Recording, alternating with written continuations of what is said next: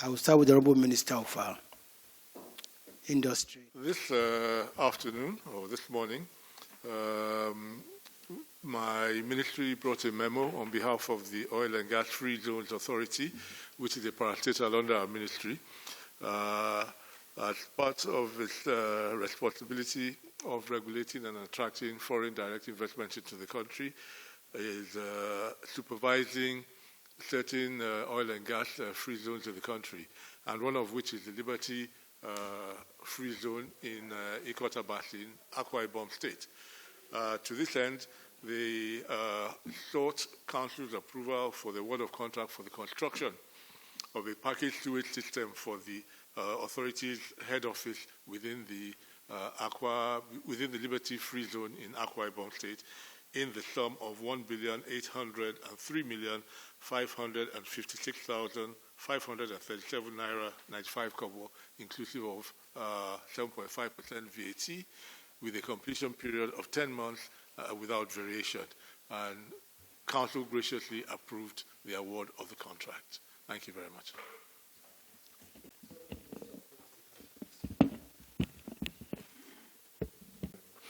We presented two policy memoranda. The first was with regard to the policy of government to provide a refund to state governments for previous interventions on federal government routes, subject, of course, to the July 26, 2016 cutoff, after which refunds would no longer be eligible.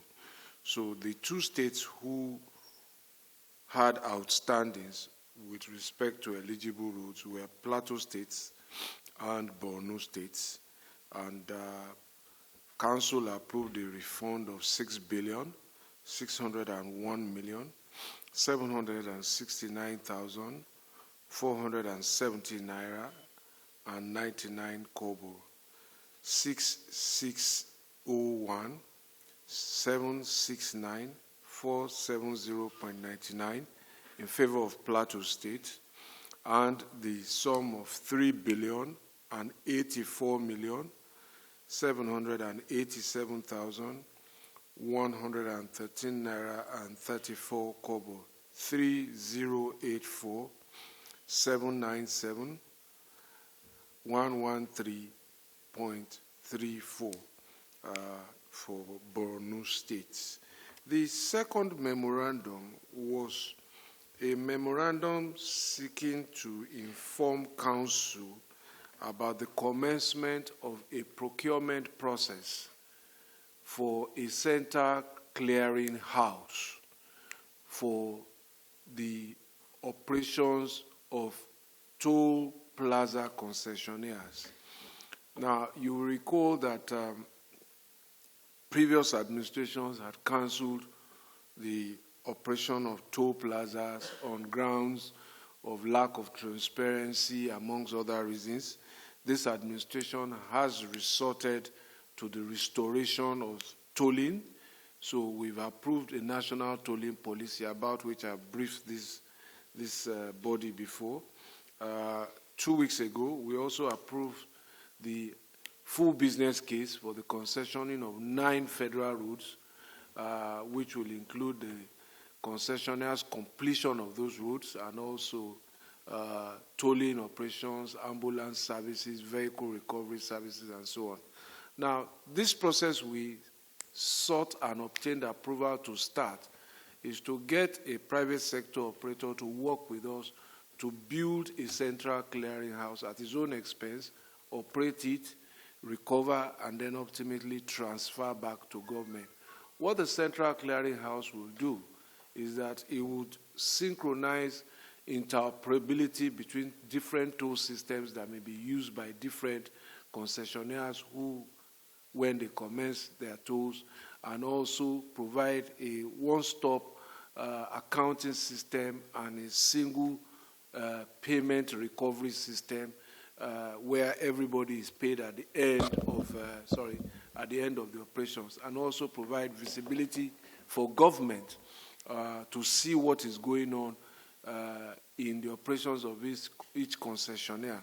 So this process will now start by the publication of a request for qualification, followed by a request for proposals, all of which will be subsequently evaluated by the ICRC, the statutory body of government responsible for regulating concessions, after which we will come back to council with a full business case and possibly thereafter a preferred bidder after a competitive bidding process. So essentially, we got approval to commence this process. As always, in education, it's almost routine. We presented 4 memos. 3 of them are contracts. The first is for the construction of a Senate building in Osun State University in Oshogbo. This is at the cost of 2,134,686,307 Naira 88 kobo, with a completion period of 76 weeks. And the contractor is Wazlat Engineering Limited. Wazlat is WAZLAF Engineering Limited. And they have a completion period 76 weeks. The second one is another Senate building, this one at the Federal University, Lokoja. And it is at the cost of 1,607,471,754 Naira 7 kobo, with a completion period of 50 weeks. And the contractor for the project is Amber Blaze Nigeria Limited. The third one is a contract for the erection of radio antenna for the National Commission for Nomadic Education. It is a 50 kilowatt AM radio. The contractor is Ecalpemos Technologies Limited.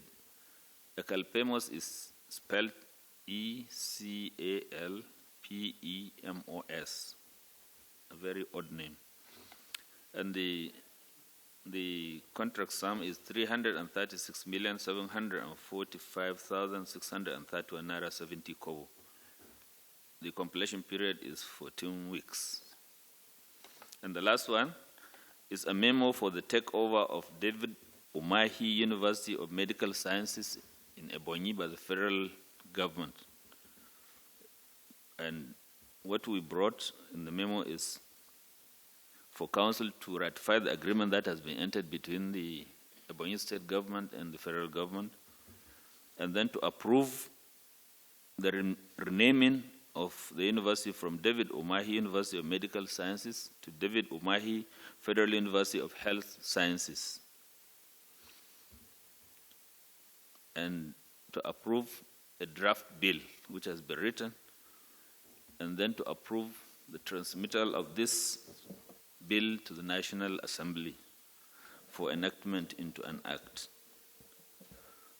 Ladies and gentlemen, I thank you very much. That's all I have. The second question, the cut-off date when the president issued the directive that states should stop interfering in federal roads unless they do not seek refund, I believe was July 29th. I believe so. I'd have to check. But it was 2016. It was in July 2016. But what I'm not sure about off the top of my head is the date. But it was in July 2016. So roads that had been done or commenced before that date will still remain eligible. So that is the qualifying criteria. With regards to the first question, I would give you the names of the roads that you asked for. But those are roads that have been concessioned under a process of competitive bidding that I announced about 2 years ago. And the concessions, the preferred bidders, were then approved by FEC about 2 weeks ago. So those roads are not subject to this approval today. So it is not today's approval that is concessioning those roads. I hope we're clear. What today's approval is authorizing us to do is to start the process to get a concessionaire that will become the governance structure for all road operators, such that if, for example, an operator brought technology A, this governance structure will ensure that that technology is interoperable with technology B. So it's like building a system where all concessionaires subject their technical equipment to. And also, it can then have visibility to what they are doing, monitoring, for example, how many vehicles pass, and not dependent on only what the concessionaire says, so that we can audit the systems and we can have a common payment platform where all concessionaires are settled and ultimately reduce the amount of cash in the system and integrate technology, almost developing something that is probably akin to your Oyster card, where you can have one settlement system to use different transport models. So that's what was approved today. But the concessionaire hasn't emerged. That process is now going to start through an advertising for requests for qualification, requests for proposals, and then outline full business case and concession negotiations. That's what we got approval for. But the roads that you asked for, which were approved under a different process, are Benin Asaba, Abuja Lokoja, Onitsha Owerri to Aba, Shagamu to Benin, Akwanga to Makodi, Kano to Shuari section of the Kano-Maiduguri, the Enugu-Port Harcourt, Lagos-Ota-Abeokuta, and Lagos-Badagry to Seme. You will see that all of these roads are at one stage of construction or the other. If we close with the concessionaires who have been preferred bidders and we can conclude negotiations with them, their terms and obligations will be to complete these roads before they start tolling them. Thank you. The federal government should be involved in constructing Senate buildings in a state university. But I thought you should have known. That is what TED Fund has been doing. TED Fund was set up to intervene in all federal schools, and then in each state, at least one each of the tertiary institutions. And it has been doing this for the past several years. Probably any time the Minister of Education came here with a contract in a state university, it didn't occur to you that it is a state university. That's why probably never asked. But that is how it has been. Thank you. Governor of Kaduna State alleged that some people within the villa, or within the government, right? Within the villa. Within the villa. Acting, doing everything possible to obstruct peaceful transition. Is that correct? Pardon?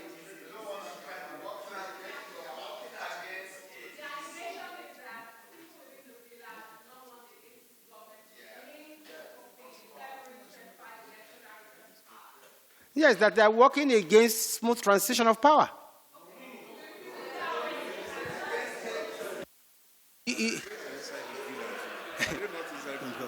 And they said the people are inside the villa. And we are all inside the villa, aren't we? Even plus including you. No, see, on a more serious note, one thing I can assure you is that no matter who, this administration is focused and determined to ensure a free and fair election. And I think this administration and those that matter now, who was the most important person in this administration to me is Mr. President. And I think he has shown by words and by deed that he's committed to a free, fair, and credible election. And fair, free, and credible election actually means not favoring anybody or disadvantaging anybody. And everywhere he goes, he makes that very clear. Even as recently as Friday, when he was in Daura, he said the same thing. So if there's anybody who's working against any candidate, we don't know officially. Now, the other question about the Transparency International rating of Nigeria, and my position is the same. Well, you see, we're not fighting corruption because we want to impress Transparency International or any organization whatsoever. We are fighting corruption because we believe if you don't fight corruption, there will be no growth, either in terms of, the economy or even political. Therefore, what we do and what we have put in place to fight corruption is not because we want to be rated by anybody. If, for instance, what we are doing catches the attention of Transparency International and they improve and they give us better marks, so well and good. However, I can assure you that we do not, as a government, know what template TI is using. But whatever template they are using is clearly oblivious of what this administration is doing to fight corruption. Corruption fighting is not just by how many people have you arrested, how many people have you tried, how many people have you convicted. Of course, that even in that respect, we have a very impressive record. Is it EFCC? Is it ICPC? But you see, you should look at what we are doing even to make corrupt practices almost impossible or difficult. I'll just give you 2 examples. For instance, this administration, when funds were returned from the Abacha loot, and other funds were recovered from the US and the UK and Europe, what the administration did was, rather than pay these funds into the treasury and face the possibility of it being stolen or being relooted, the administration decided that we'll put this money in a separate account. We asked, I think, the NSIA to manage these accounts, and we'll use this money for specific projects.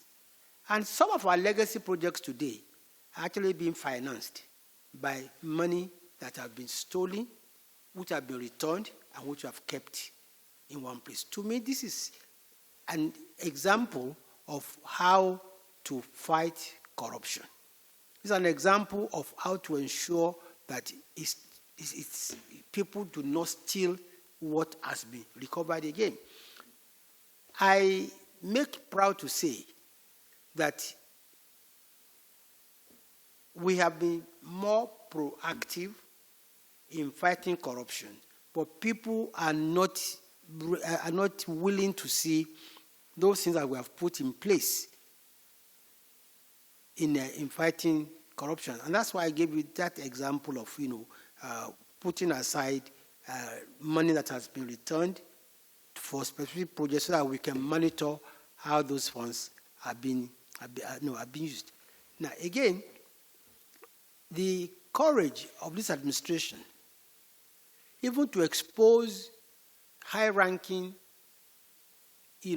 officials of the administration who have run foul of the law, is evidence of our determination and courage to fight corruption. So we are not really worried or bothered about the rating of the TI, because we know that everything we do is to ensure that we fight corruption the best way we know how to do. But like I said, if TI is not seeing this, then I think they might have to change their template. But again, we're not fighting corruption to impress them. Thank you very much.